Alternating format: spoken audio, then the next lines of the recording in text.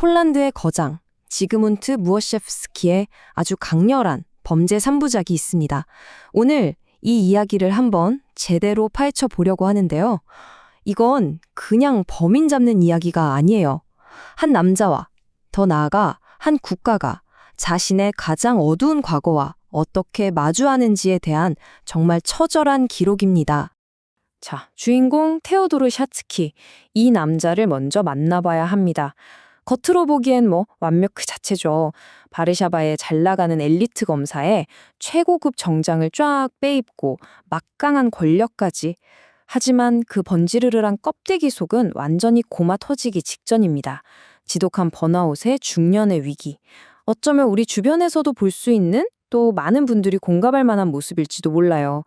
우리는 바로 이 위태로운 남자의 시선으로 사건의 한복판에 뛰어들게 됩니다. 오늘 우리는 샤츠키의 인생을 송두리째 바꿔놓은 3가지 사건 파일을 차례대로 열어볼 겁니다. 공산주의의 망령에서 시작해서 끔찍한 증오의 씨앗을 거쳐 결국 통제불능의 분노에 이르기까지. 그리고 맨 마지막엔 그에게 어떤 최종 평결이 내려지는지 함께 확인해 보시죠. 첫 번째 사건 파일, 제목은 얽힘입니다. 샤츠키 검사의 추락과 이 모든 비극은 바로 여기 폴란드의 심장부인 바르샤바에서 시작됩니다. 사건 현장부터가 정말 기괴합니다. 조용한 수도원에서 집단 심리 치료가 한창인데 참가자 중 한 남자가 눈에 고기 꼬챙이가 박힌 채 발견된 거예요. 이건 거의 밀실 살인이죠. 용의자는 현장에 있던 참가자 4명과 치료사 딱 5명뿐입니다. 샤츠키의 수사는 이렇게 시작됐어요. 그런데 말이죠. 이 사건 파면 팔수록 뭔가 이상해요. 단순 살인이 아니었던 겁니다. 샤츠는 이 현지엘의 죽음이 까마득한 수십 년 전 공산주의 정권 시절 비밀 경찰에 연루됐던 미제 사건과 아주 위험하게 엮여 있다는 걸 알게 됩니다. 과거의 망령이 현재를 붙잡고 놓아주지 않는 그런 상황인 거죠. 그리고 마침내 진짜 적의 정체가 드러납니다. 바로 오쿠와트. 구체제, 그러니까 공산 정권에 뿌리를 둔 기득권 카르텔이죠. 폴란드가 민주화된 지 한참 지났는데도 여전히 사회 곳곳을 통제하는 이 거대한 그림자 세력. 결국 이 이야기는요, 한 나라의 폭력적인 역사가 현재를 어떻게 인질로 잡고 있는지 보여주는 정말 소름 끼치는 정치 스릴러이기도 한 겁니다. 자, 두 번째 사건 파일, 진실의 씨앗입니다. 첫 사건을 해결하긴 했지만 샤츠키의 인생은 그야말로 곤두박질 칩니다. 결국 자신의 불륜으로 가정이 완전히 박살나고 그는 바르샤바를 떠나서 산도미에시라는 아주 작고 폐쇄적인 마을로 가게 돼요. 말이 좋아 전근이지 이건 사실상 좌천, 아니 추방에 가까웠어요. 모든 걸 잃은 검사가 낯선 곳에서 다시 시작해야 하는 거죠. 근데 그곳은 외부인을 절대 반기지 않는 그런 곳이었습니다. 그러던 어느 봄날 이 평화로운 시골 마을을 뒤흔드는 끔찍한 질문과 마주하게 됩니다.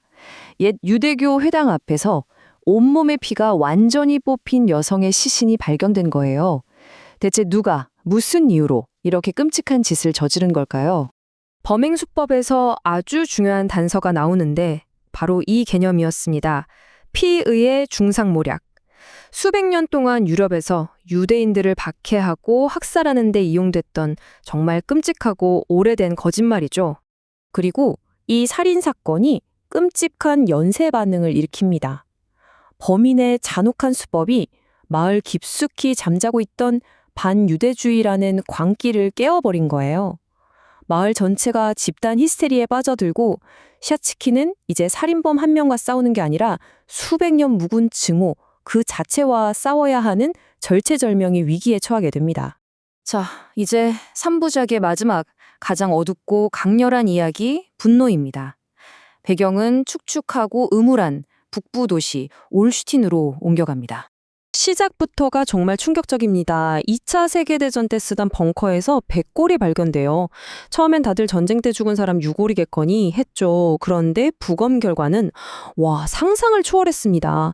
살아있는 사람을 화학 약품으로 천천히 녹여 죽인 명백한 최분의 살인사건이었던 겁니다.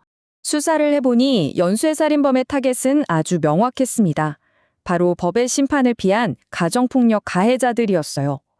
그러니까 국가 시스템이 보호해주지 못한 피해자들을 대신해서 누군가가 끔찍한 방식으로 사적 복수를 시작한 거죠.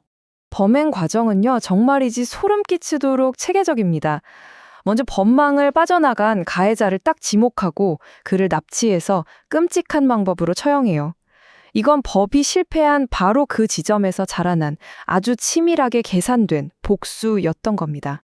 이 사건은 셔츠키의 내면을 그야말로 박살내버립니다.